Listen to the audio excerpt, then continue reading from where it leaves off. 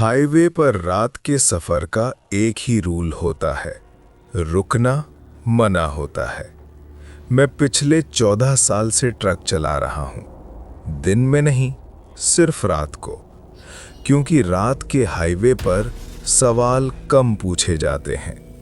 लोग सोचते हैं ट्रक ड्राइवर सिर्फ सामान ले जाते हैं, पर कुछ ट्रक्स चीजें नहीं ले जाते, गलतियां ले जाते हैं। मेरी कंपनी का नाम किसी बोर्ड पर नहीं लिखा होता, बस एक नंबर होता है और एक ऑर्डर। पिकअप रात के 11 बजे, डिलीवरी सुबह से पहले। उस रात भी मैसेज सिंपल था, एक्स्ट्रा पेमेंट, एक्स्ट्रा वेट। मैंने पूछा नहीं वेट किस चीज का। ट्रक पहले से लोडेड था, पीछे एक बड़ा सा कंटेनर, सील लगा हुआ। सील मतलब जो अंदर है उसे देखना मना है। रूल्स क्लियर थे, नो स्टॉप्स, नो कॉल्स। और रात के 1 बजे के बाद कोई आवाज आए तो भी रुकना मना है। हाईवे खाली था, ना गाड़ी ना इंसान, बस मेरी ट्रक और अंधेरा। मैं स्पीड मेंटेन कर रहा था, 80 किलोमीटर, बिल्कुल स्मूथ। तभी पीछे से टैप। मुझे लगा रोड वाइब्रेशन होगा, फिर टैप। ये आवाज टायर से नहीं आ रही थी, इंजन से भी नहीं। ये आवाज कंटेनर के अंदर से आ रही थी। मेरा हाथ स्टीयरिंग पर टाइट हो गया। रूल्स याद आ गए, no stops, no questions. Radio अपने आप ऑन हो गया, टोल के पास एक आदमी मिसिंग है। मैंने वॉल्यूम बंद कर दिया। उसी वक्त फोन वाइब्रेट हुआ, नंबर अननोन था। मैसेज सिर्फ एक लाइन का था, ट्रक मत रोको। इस बार आवाज तेज थी, जैसे कोई बाहर आना चाहता हो। मैंने एक्सीलरेटर दबा दिया, स्पीड बढ़ी और मैं खुद से कहता रहा, बस सफर पूरा करना है। मुझे नहीं पता था ये सफर डिलीवरी के लिए नहीं, सबूत मिटाने के लिए था।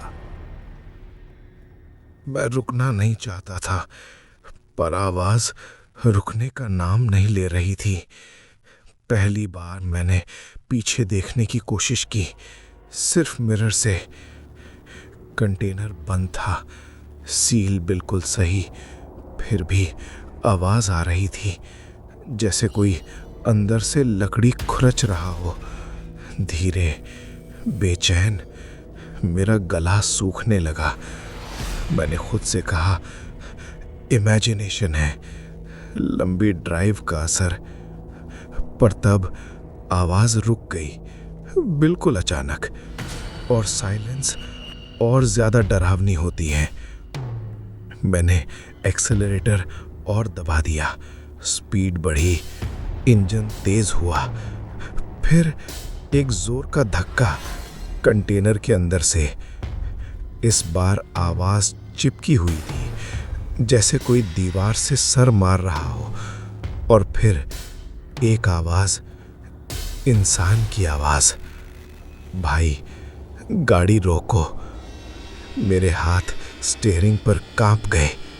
ये इमेजिनेशन नहीं थी, ये वाइब्रेशन नहीं थी। ट्रक के पीछे कोई जिंदा था।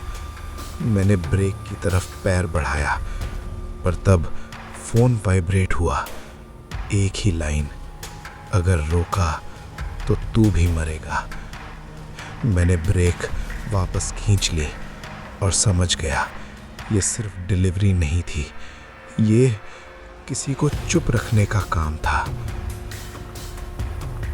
उस आवाज के बाद मेरा दिमाग पीछे चला गया। 6 महीने पहले, इसी हाईवे पर, उसी वक्त, रात के लगभग 2 बजे। तब भी रोड इतनी ही खाली थी और तब भी मैं अकेला था। वो आदमी अचानक सामने आया था, हाईवे के बीच हाथ उठाकर मदद मांगते हुए।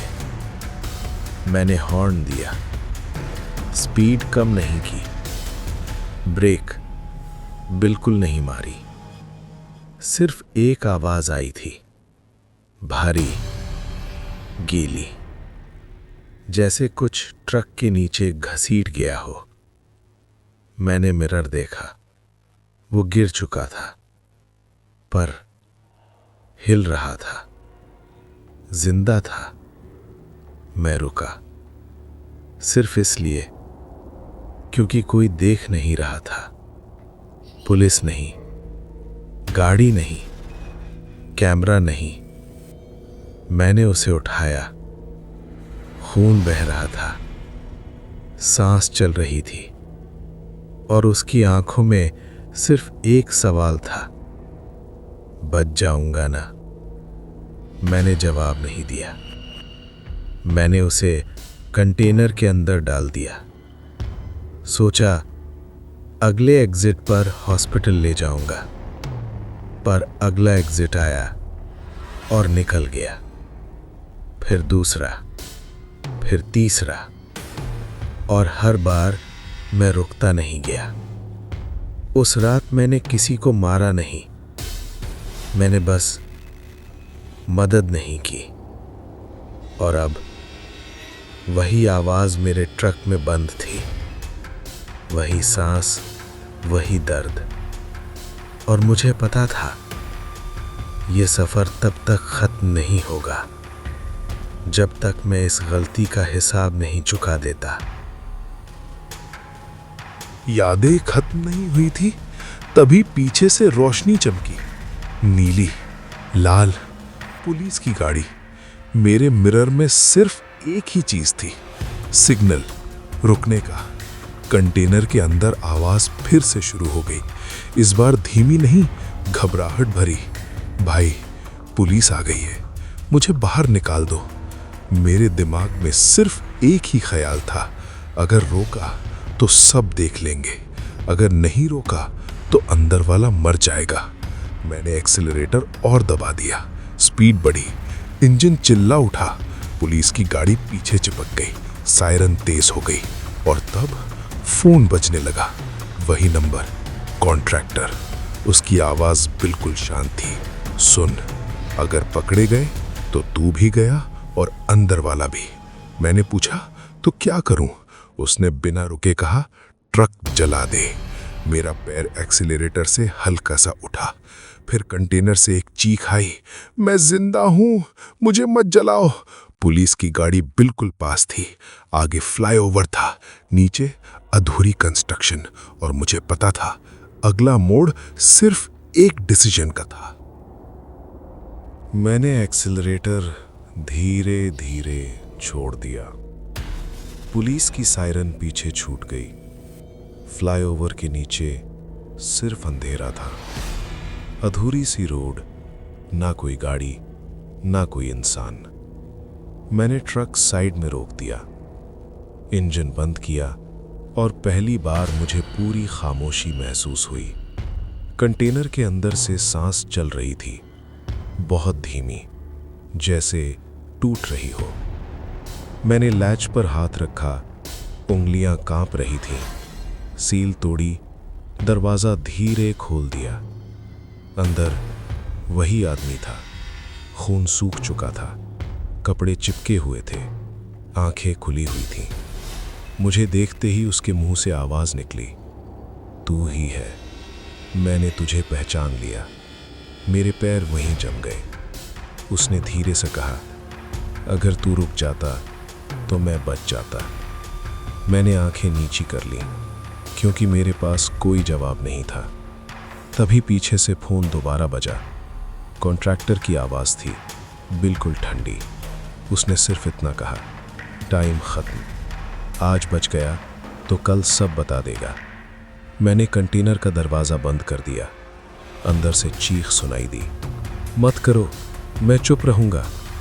मैंने डीजल की कैन उठा ली, हाथ रुक गया। सिर्फ एक पल के लिए मैं फिर से इंसान बनना चाहता था, पर फिर मुझे याद आया, अगर मैं आज रुक गया तो मैं भी यहीं रह जाऊंगा।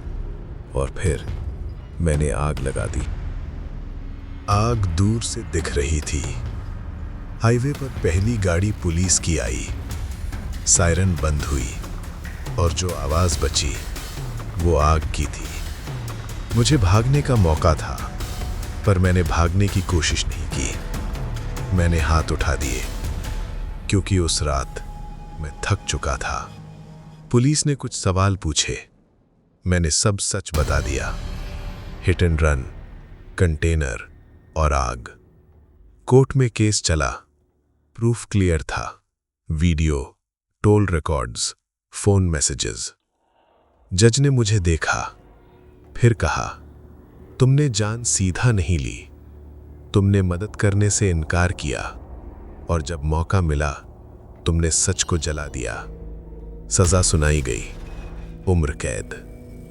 जेल के अंदर रात भी हाईवे जैसी होती है, लंबी, खाली और आवाजों से भरी। कभी कभी मुझे लगता है मैं अब भी ट्रक चला रहा हूं। स्टीयरिंग हाथ में है, आंखें रोड पर, और पीछे से एक आवाज आती है, तू रुक जाता तो मैं बच जाता। शायद यही मेरी सजा है, एक ऐसा सफर जहां ब्रेक अब भी काम नहीं करता।